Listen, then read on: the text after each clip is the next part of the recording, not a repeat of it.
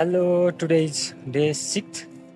आज हामी दिङमुचेमा rest day हो र हिजो चाहिँ बेलुका एकदम टाउको दुख्ने ज्वरो आउने भएर मन छिटै अनि भिडियोहरू पनि केही बनाइन।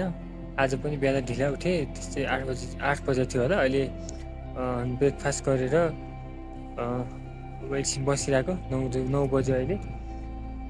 अनि आज चाहिँ हामी माथि यहाँ माथि डाँडामा जाँदैछौँ।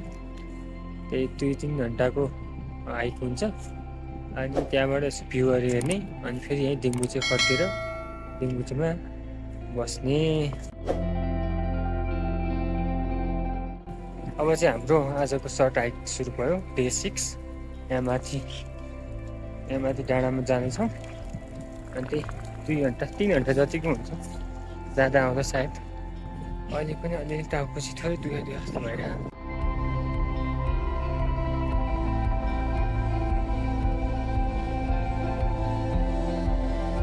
हामी चाहिँ अहिले यही माथिको डाँडा आइपुग्यौँ।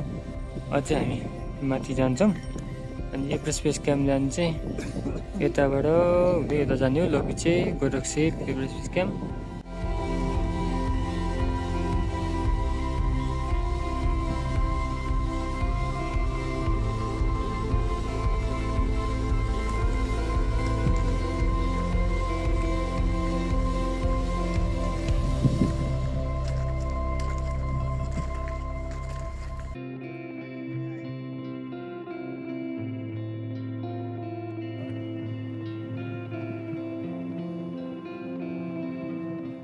माथि एकछिन रेस्ट गरेर फेरि उँभो लाग्दैछौँ। पछाडि चाहिँ आमा डब्लाम हो, ठाडो उकालो छ। यसरी उक्लिँदै जाने हो। हावा पनि एकदम लागिरहेछ।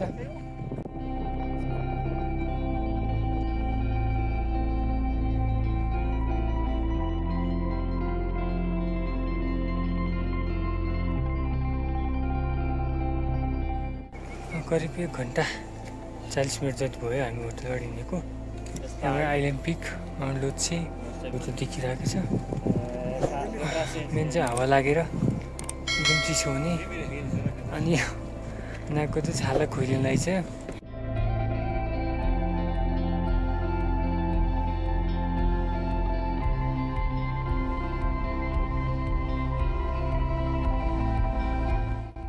आज गन्तव्य चाहिँ यहीँसम्म भयो। माथि जाने गाह्रो जस्तो यहीँसम्म जाने।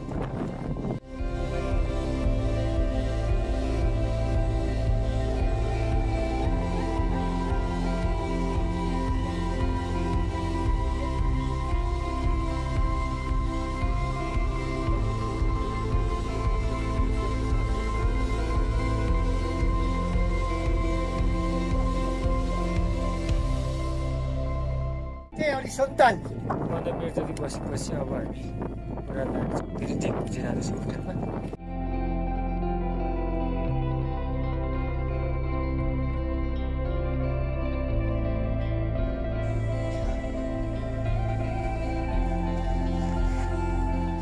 हामी चाहिँ यहाँ होटल आइपुग्यौँ। अहिले लगभग 12 बज्यो। भनेपछि 2 घन्टा 45 मिनट जति हिँड्यौँ। 15 मिनट माथि बस्यौँ अनि यो साँझ मौसम पनि राम्रो छ। मौसम त दामी छ, खुला आकाश। बेलुका के हुन्छ थाहा छैन, अहिले चाहिँ राम्रो छ। आज चाहिँ एक बजी होटल आइपुगेको थियौँ अनि लन्च गरेर त्यहीँ डाइनिङ हलमै बसेको। निदाइएछ, अरू पनि निदाइरहन्। भर्खर उठेर रुममा आइपुगेको अनि घाम लागिरहेको थियो अघि त। अहिले त पुरै चुलाएर कस्तो पानी पर्ला जस्तो भइरहेछ। अनि भिडियो पनि खासै केही खिचेन छैन। अब यस्तै भयो अब।